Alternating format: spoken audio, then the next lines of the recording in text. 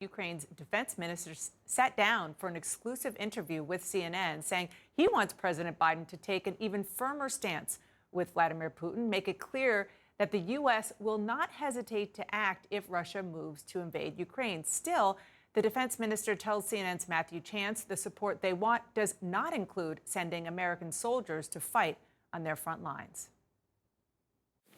You see that this is empty plates. Yes. And I hope that they will empty forever.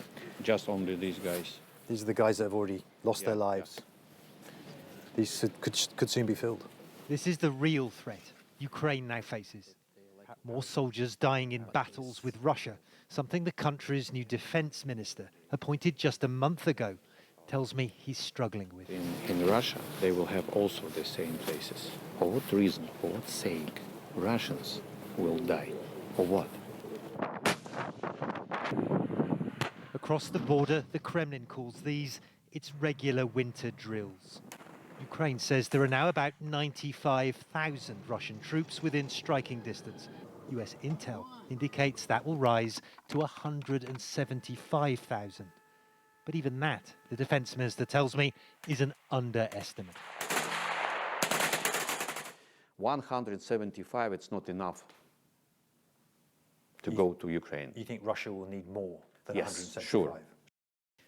How much more is unclear. But these latest satellite images from Russia suggest Moscow is now engaged in an unprecedented build-up near the Ukrainian frontier, enough to mount an overwhelming invasion, alarming the US and NATO, although Ukrainian officials seem calm at what looks like an imminent threat. I would say that the different means that we are not in a fear mood. So we have no chance to be on this pushing of this. But you're not fearful of a Russian invasion. Is that because you don't believe the intelligence? That No. you don't believe Russia is going to We invade? believe to our intel. We believe to all facts that was fixed by United States intel and etc. But do you but believe this is Russia not will the last invade? decision. Do you believe Russia will invade?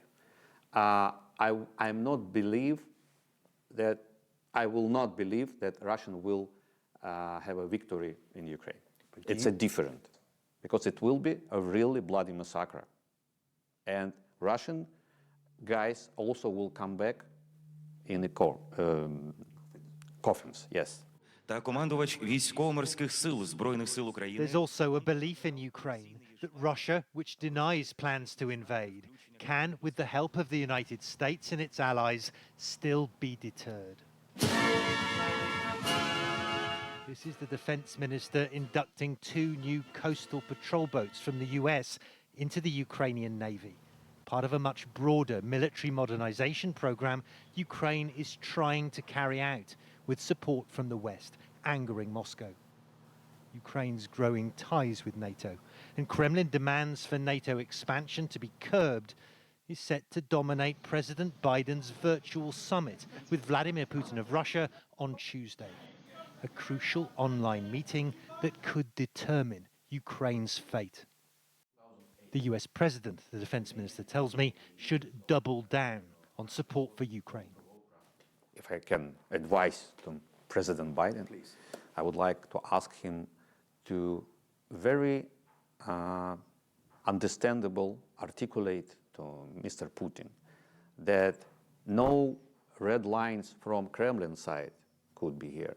Red line is here in Ukraine, and civilized world will react without any hesitation. We don't need the American or Canadian soldiers here to fighting for Ukraine. We will fight by ourselves, but we need modernization of weaponry. We need electronic warfare, and etc. etc. The problem with America and NATO and others stepping up their help, their assistance for Ukraine, is that it could potentially provoke the Kremlin even further. It could be poking the bear and force them to invade. Is that a concern for you? Do you think that's realistic? The idea, don't provoke Russian, will not work. I'm sure. Why? Because Georgia, Salisbury, Crimea. So you think confrontation with Russia is the only way to stop Russia's malign activity around the world? It could be not only confrontation, it could be it should be strong position. We are the partners of Ukraine. We will help them in all kinds of ways to do it. And the Kremlin will hear that, and it will understand that, and it will stop. I'm sure. But it is a high-stakes gamble, with no guarantee such a hard line from the White House to the Kremlin will do anything to force Russia back. Well, Dana, Ukrainian officials are expressing gratitude tonight for the continued strategic support of the United States. President Zelensky of Ukraine tweeting that he had discussions with the US Secretary of State Antony Blinken about the agreed positions before the meeting between President Biden and President Putin goes ahead tomorrow. Nothing about Ukraine without Ukraine. That's what he tweeted amid these assurances that he will be consulted all along the way in these discussions between the US and the Russians. Matthew, what a fascinating and incredibly important interview that you did there. Let me also ask you, before I let you go, about sources telling CNN that President Biden is considering sanctions against Putin's inner circle. How are Kremlin sources telling you that they plan to respond? Well, I mean, they're not prepared to answer that head on. They've called it, in fact, the Kremlin spokesman today called it information hysteria, that there would be any kinds of sanctions imposed on Russia because of this. Remember, Russia denies any plans for having an invasion of Ukraine. But of course, they must be mindful of the fact that the United States and others in the international community have sanctioned Russia repeatedly for its activities around the world. And, you know, perhaps the threat of the kind of severe sanctions that the United States and its allies are now sort of suggesting they'll impose against Russia will give Moscow pause for thought. Matthew Chance, thank you so much for that exclusive reporting from Ukraine.